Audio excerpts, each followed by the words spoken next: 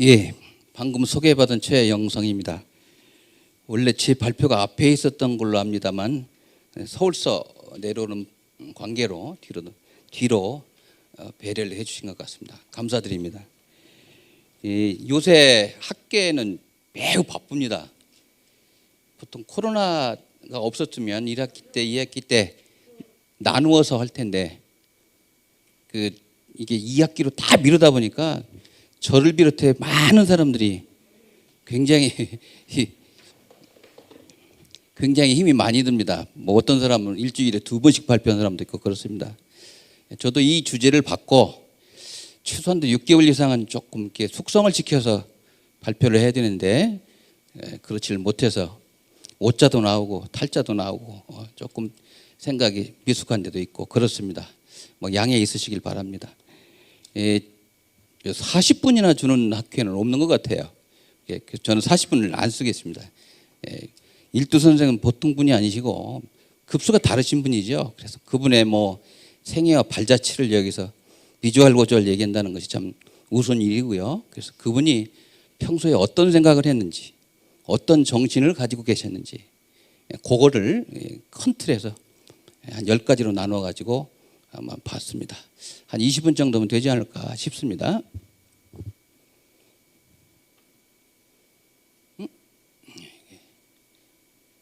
자, 제목이 이렇게 되어 있습니다. 일두정해창의 광풍제월 기상과 후대에 끼친 영향. 이거는 제가 쓴 게 아니고 이쪽에서 준 건데 참 제목을 잘 주신 것 같은 생각이 듭니다. 그래서 광풍제월이라고 하는 것에 대해서 그 기상에 대해서 저 나름대로 또 나름 공부를 할 수 있는 계기가 되었습니다. 주제를 소학과 경공부라고 하는 것과 연계시켜서 한번 보았습니다. 자, 첫 번째, 일두 선생은 팔도 유림의 공의로 1610년 광해군 때죠. 문묘에 종사가 되었습니다. 팔도 유림의 공론을 얻어서 문묘에 배양된다는 거, 이건 보통 영광이 아니죠. 평생 도반이었던 한원당 김갱필 역시 이때 함께 종사가 됩니다. 뭐 두 분뿐만이 아니죠. 당시에 5명이 그 배양이 되지 않습니까? 그래서 동방오연이라는 말을 우리가 보통 쓰고 있습니다. 근데 배양된 분들 가운데는 동방 18년 가운데는 그 이렇게 이름이 같이 붙어 다니는 분이 있어요.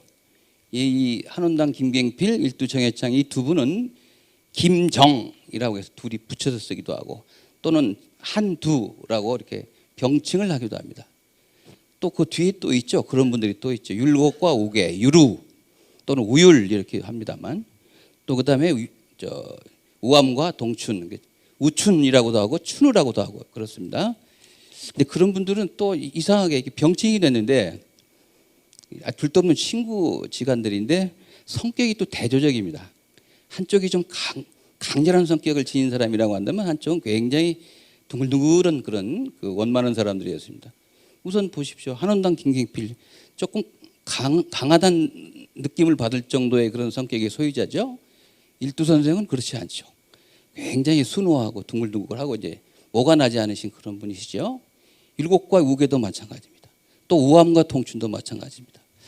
그렇게 보면 거기에 굉장히 주목을 해가지고 이렇게 그런 병칭되는 분이 동방 18년에 많이 들었다고 하는 것은 우연이 아니다. 이런 얘기를 이제 화서 이학로가 했는데 참 재밌는 분석이 아닌가 싶습니다. 이렇게 두 분이 이제 항상 병칭이 됐는데 그것은 이분들이 김종직 선생의 문인이라는 점도 있지만 그것보다도 학문 성향이라든지 지향점이 서로 같았기 때문일 거다. 저는 그렇게 봅니다. 물론 성격은 대조적인 측면이 있지만 학문적 지향점이 같았기 때문에 이런 병칭이 나왔을 거다. 이렇게 생각을 합니다. 자, 두 번째입니다. 1610년에 종사된 동방오연 가운데 정암 조광조를 뺀 네 선유는 공교롭게도 모두 영남 출신입니다. 영남 출신 사형 가운데 김갱필, 한원당, 회제 이현적은 출신 지역이나 강학을 한 지역에서 후대에 끼친 영향력이 일두정해창 선생이나 퇴계 이황 선생에 비해서 덜합니다. 물론 경주 사람들은 기분 나쁠지 모르겠지만 제가 봤을 때 그렇다는 거죠. 후일 영남사림을 대표하는 지역은 역시 경주도 아니고 안동과 함양이다. 이건 제 얘기가 아니고 예전부터 그렇게 불러왔죠. 그렇게. 그래서 안동은 퇴계 이황의 고향이고 함양은 일두청해창의 고향인데 낙동강을 중심으로 동쪽에 안동이 있고 서쪽에 함양이 있기 때문에 좌안동, 우함양이라는 말이 생겨났죠. 이건 다 아시는 얘기입니다. 함양이 안동 못지않은 문양이요 선비의 고장이 된 것은 그 태반이 일두청해창 선생의 영향이라고 할 것입니다. 자, 이 한두, 또 어떤 사람은 헌두라고도 합니다만은 이 두 분은 또 병칭이 되는데 특성이 있습니다. 두 분은 이론을 세우는 것보다 실천을 중시했던 그런 도학자입니다. 물론 사화가 나가지고 저술들이 불에 탄 것도 있지만 평소 성향을 보면 막 저술에 힘쓰고 이론을 세우는데 그렇게 주력했던 분은 아닌 것 같습니다. 일부 남긴 것마저도 무오사와 갑자사와 양대사와 당시에 대부분 인멸이 됐습니다. 특히 일두 선생 같은 경우는 용학주소, 주객 문답설, 진수잡저 이런 이제 책들이 있었는데 무오사화 때 후한을 두려워한 부인이 불에 던졌다고 하는 기록이 나오지 않습니까? 조선의 사람들은 이 두 분이 저술을 남겨서 후세의 가르침을 드리워야 한다는 것으로 평가하지 않았습니다. 물론 이제 큰 학자의 기준 가운데는 이번수라는 게 있습니다. 저술을 많이 남겨가지고 후세에 드려야 한다라고 하는 건데 조선의 사림들은 이걸 최고의 요건으로 보지 않았습니다. 그거 가지고 평가하지 않았습니다. 그것보다도 이분들이 가장 먼저 도학자의 모습을 갖췄다. 이게 중요합니다. 우리나라의 도학의 시조가 정몽주라고 하는 건데 정몽주 선생이 시조라고 하는데 한참 뒤에 가서 이 두 분에 와서야 도학자의 모습이 갖춰졌다. 모양이 갖춰졌다. 이게 이제 중요합니다. 그리고 도학이라는 학문이 무엇인가를 온몸으로 보여줬다고 하는 것. 이것을 높이 평가했습니다. 이 두 분이 있었기 때문에 정암 조광조가 도학적 개혁 정치를 꿈을 꿀 수가 있었습니다. 다 하루아침에 이루어진 게 아닙니다.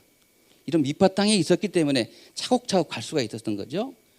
그 다음에 조광조 이후에 퇴계 이황과 율곡 이에 의해서 성리학이 활짝 꽃을 피울 수가 있었습니다. 이랬기 때문에 문묘의 배양이 되는 겁니다. 책 많이 쓴 걸로 치면야 뭐 두 분은 배양 조건에 대번에 떨어지는 거죠. 그러나 조선의 사림은 책 저술만 가지고 보지 않았던 거죠. 자, 조선시대에는 도학자가 곧 진유입니다. 참다운 유학자가 뭐냐? 도학자다. 도학자가 진유.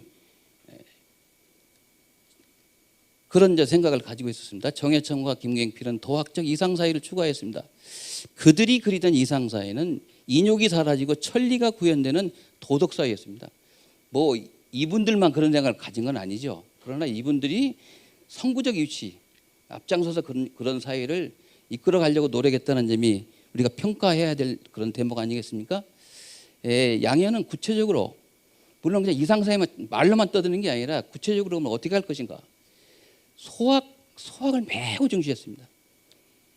잘 모르는 사람들은 소학, 뭐 자질구레한 거 아니냐. 쇠소, 웅대, 진퇴지절, 그건 뭐 어린아이나 하는 거 아니냐. 그건 아주 잘못된 생각이죠.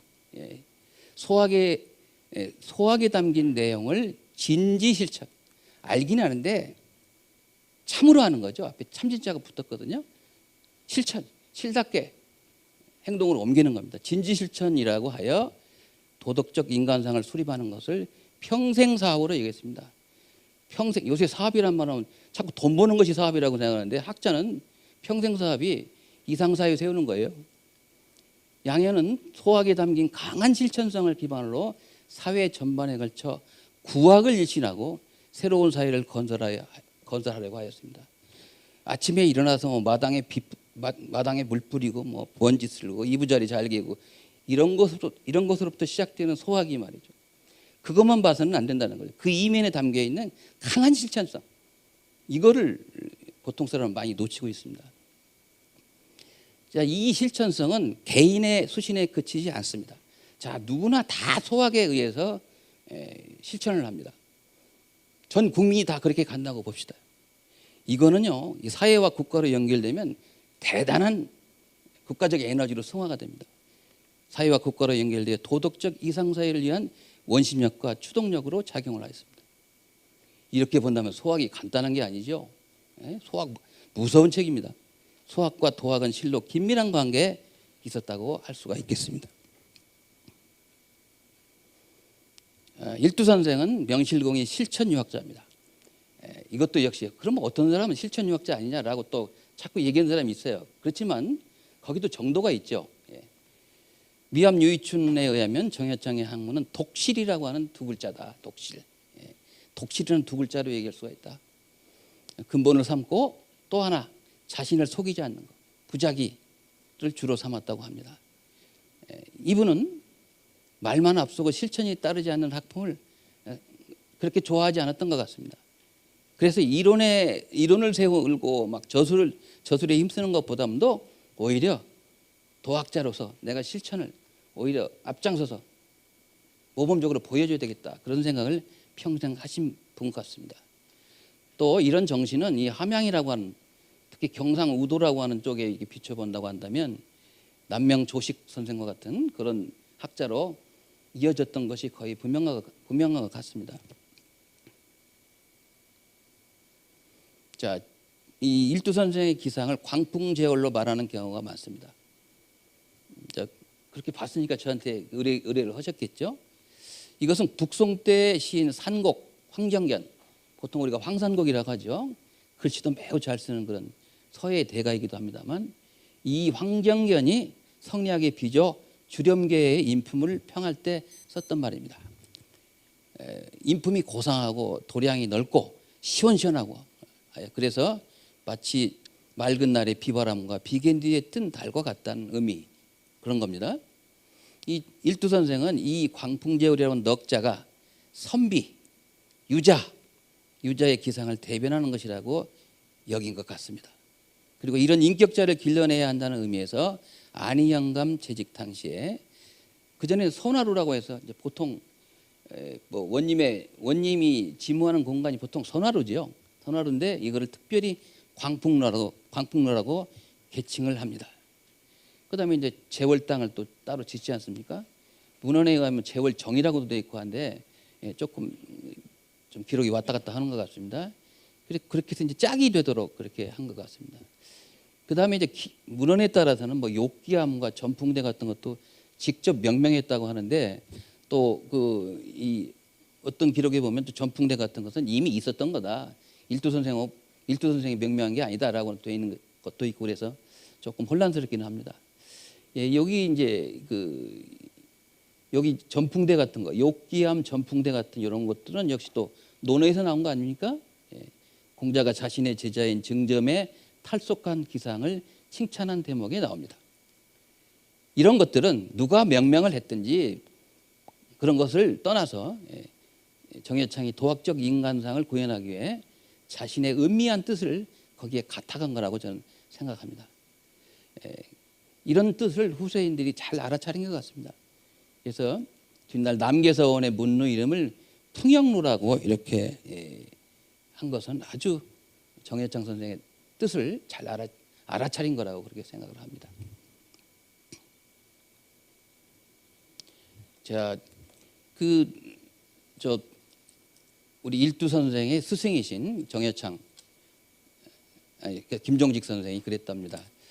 소학을 잘 읽으면 광풍제월이 어디 있느냐, 그 안에 다 들었다. 소학을 잘 읽으면 그런 시원시원한 사람, 깨끗한 사람 나오게 돼 있다라고 하는 말씀을 하셨다고 하는데, 이 광풍제월은 어떤 외물에도 집착하거나 얽매임이 없는 그런 기상을 말합니다. 이 일두 선생의 이런 기상은 학문과 사업에 일관이 되어 있습니다. 수기는 물론 치인으로도 이어졌습니다. 이 일두 선생은 사람을 다스리는 길이 자신을 수양하는 방법에 근본한다고 여겼습니다. 그래서 1차적으로 반드시 나의 가슴속을 상쾌하게 하고 깨끗하게 하여 털 한 오리만큼의 인욕 찌꺼기가 없어야 될 거다. 그 다음에 남을 다스리는 걸로 간다는 거죠. 이 일두 선생의 학문 규모와 방법은 이렇게 수기로부터 치평에 이르기까지 채용해비된 것이었습니다. 근데 오늘날 남아있는 그분의 일두집을 보면 이런 것들이 잘 나와 있지 않습니다. 저술이 많지 않기 때문에. 그러나 이 수미일관 앞으로부터 남긴 시 한 수부터 모든 유문을 다 접해보면 수계에만 그쳐 있는 게 아니고 치인까지 채용이 해비가 되어 있다라고 하는 것으로 말씀을 드릴 수가 있겠습니다. 그래서 우암 선생이 이 광풍루기를 지었는데 그런 얘기를 쓰고 있습니다. 광풍루에 올라 일두 선생의 기상만 생각하지 말라. 그의 학문이 근본한 바가 어떤 것인가를 아는 것이 중요하다. 이런 얘기를 했는데 대단합니다. 이 우암 선생은. 이분은 그 남의 부탁을 받아가지고 무슨 신도비라든지 기문이라든지 이런 거를 가장 많이 짓기로 유명한 사람입니다. 들리는 바에 의하면 하도 지어달라는 일이 많으니까 식객을 두고 글 잘하는 식객을 두고 초안을 부탁했답니다. 초안을 부탁해서 이제 글을 지어서 가져오면 그거를 퇴고를 해가지고 우암 선생의 그 명의로 발표를 했다는 얘기가 이게 야사가 아니고요, 기록에 나오는데 근데 이 우암 선생의 글을 읽어보면요, 욕을 우암 선생을 나쁘게 보건 좋게 보건 간에 글은 참 이렇게 써야 되겠다. 핵심을 콕콕 집어가지고 쓴다는 거. 이게 그냥 읽으면 안 보이거든요. 잘 보면 핵심이 들어있어요. 요 기상만 보지 마라. 이분의 그 도학세계까지 아울러 봐야 된다. 그런 얘기를 하고 있습니다. 아주 저는 실로 귀중한 말이다 이렇게 생각합니다. 자, 일두 선생의 화두로 되건 광풍, 재월, 욕기, 전풍, 누가 이름을 붙였든 상관없습니다. 이런 것들을 매우 중시하고 여기 있을 때 사림과 같이 어울러서 산행도 하고 그랬을 거 아닙니까? 이런 것들은 도학적 인간상을 나타내는 표상적 단어입니다. 이것들의 명명 속에 들어있는 그 상징적인 의미, 본뜻이 뭐냐? 한결같이 천리를 보존하고 인욕을 막는 데 초점이 맞춰져 있습니다. 자, 그러면 이렇게 하려면 어떻게 해야 되느냐? 다른 거 없습니다. 경공부를 해야 된다는 거죠. 철두철미하게 처음부터 끝까지 경공부가 필요하다. 경이라고 하는 것에 대해서 해석이 여러 가지가 있습니다. 그런데 첫 번째로 어느 한 가지에 집중하여 정신이 다른 곳으로 흩어지지 않도록 하는 것. 이게 주일무적입니다. 요게 첫 번째고요. 두 번째, 몸과 집을 가지런히 하고 엄숙한 상태를 늘 유지하는 것. 잠시 정신 반짝할 때는 유지하고 아니면 말고 이런 게 아니고 늘 유지한다는 거죠. 정제 엄숙입니다. 그리고 항상 정신이 깨어있도록 하는 것. 이게 바로 경복구가 지니고 있는 여러 가지 의미인데 이런 것들이 일두 선생의 경사상에 다 들어있습니다. 나중에 가면은 이런 경사상이 퇴계를 거쳐서 조선을 다스리는 기본 원리가 되지 않습니까? 모든 학자한테 다 경이 요구되고 실제로 조선 후기는 이 경사상이 다스렸다고 봐도 과언이 아니죠. 근데 이 경사상을 이제 가장 부르짖는 사람이 송호암이죠. 우암 송시열이죠. 근데 송호암은 이 주일무적이라는 뜻을 갖다 정치적으로 해석을 해가지고 사상계를 통제를 하죠. 주일무적입니다. 어느 한 군데 집중을 해가지고 다른 데 신경 쓰면 안 된다. 오로지 한 곳으로만 가야 된다라고 하니까 원래 좋은 뜻인데 정치적으로 결부가 되면 이제 사상계를 통제하는 수단으로 되어버리지 않습니까? 그런 것에도 불구하고 이 조선에서 이 경사상 경공부가 지니고 있는 그 학문적 의미라는 건 대단합니다. 자, 9번입니다. 일두 선생이 중시했던 소학은 강한 실천력을 수반하였습니다. 개인의 수신에 그치지 않고 사회와 국가로 연결되어 도덕적 이상사회를 위한 원심력과 추동력으로 작용하였습니다. 아까 이건 말씀드렸죠. 그 뒤를 이어서 이제 조정함이 나오는데요. 조광조를 영수로 한 지치주의 도학학자들은 짧은 시간에 굵직한 개혁적 정책들을 입안해서 시행을 했습니다. 그런데 한결같이 그분들의 입에서 나온 얘기가 소학에서 힘을 얻었다 그런 얘기를 하고 있습니다. 이처럼 소학이 지닌 실천성의 위력 그리고 그런 폭발력을 지닌 정책적 효과가 대단하였기 때문에 저 사람들을 어떻게 하면 쓰러뜨릴까라고 엿보고 있던 훈국파 관료들이 야 이게 소학 무서운 책이로구나. 우습게 알았더니 이거 정말 아주 우리 쪽으로 우리가 생각했을 때 좀 무서운 책이로구나. 가만두면 안 되겠다 이런 생각을 하게 되는 거죠. 그래서 이 김효사와 이후에는 소학이 매우 순환을 받습니다. 소학책을 읽으면 안 되는 거죠. 이건 불온한 책입니다. 민간에서는 소학이 재앙을 잉태한 책으로 인식이 되었고, 소학을 지니고 있으면 저거 조광조 그 일파다 이거죠. 조광조의 물이라고 일컬어졌습니다. 그러나 그 순환은 오래가지 않았습니다. 역사를 보면 항상 바른 대로 돌아가더라고요. 선조 즉위와 함께 살인파가 집권을 하게 됩니다. 이게 살인파가 조선 말기까지 크게 보면 살인파의 그 세력들이 끝까지 집권을 하게 되죠. 이 살인파가 집권하는 동안은 소학의 위상이 현격하게 떨어지지 않습니다. 성인 되는 기본이 담긴 책으로서의 위상을 지닙니다. 조선 말기까지 내려갑니다. 특히 조선 말기에 화서 이학로를 비롯한 그 척사위정파 학자들의 입에서 나온 얘기, 이게 소학 아니면 어렵다. 이게 다 소학에서 힘을 얻었다. 또 얘기를 하고 있습니다. 이처럼 소학의 위상은 매우 가볍지가 않습니다. 저는 그래서 개인적으로 옛날에 읽던 책을 지금에 읽을 수야 없죠. 저는 21세기 맞는, 지금 시대에 맞는 새로운 소학이 나와야 된다. 나는 그렇게 생각을 하는 사람입니다. 소학도 원래 누가 개인이 지은 게 아닙니다. 편찬한 거죠. 그전에 나왔던 좋은 문구들을 뽑아서 편찬한 겁니다. 저는 지금 세상에도 그게 나와야 된다. 그렇지 않고는 참 어렵다. 그런 생각을 하고 있습니다. 자, 마지막으로는 좀 사족인데요. 우리 문화원장님께서 그 논문 발표도 중요하지만 함양의 정신에 대해서 조금 생각을 해 주시라. 간곡하게 또 편지까지 보내셨습니다. 그래서 이거는 일단 이제 종합토론 시간에 원래 말씀을 드려야 되겠지만 미리 말씀을 드리겠습니다. 함양의 정신은 지리산이 지닌 상징성에서 찾을 수 있다고 생각합니다. 지리산을 떼놓고는 좀 어렵지 않을까. 저 개인적인 생각입니다. 언제나 변함없는 산의 모습은 진리와 도덕으로 대표되는 이성으로 연결시킬 수가 있을 것 같습니다. 그 다음에 문학과 예술은 또 산과 밀접한 관계가 있죠. 문학과 예술의 시원 가운데 하나인 산의 모습은 감성이나 정감으로 연결시킬 수가 있습니다. 이성, 감성 다 나왔습니다. 나아가 지리산과 같은 거학, 뭐 산이 커도 보통 큰 게 아니죠. 우리나라 5개 산 가운데 하나니까요. 거학이 지닌 외경성, 신비성, 신성성 등은 영성으로 연결시킬 수가 있을 것 같습니다. 이 영성, 종교적인 그런 차원까지 갈 수가 있는 거죠. 이와 같이 이성과 감성과 영성의 복합체가 바로 최치원이 증언한 국유 현묘지도로서의 풍류라고 저는 생각합니다. 지리산 문화권은 특히 이 함양은 풍류와 밀접한 연관이 있고 함양이 배출한 인물들의 정신은 여기에 기반을 두고 있다라고 생각합니다.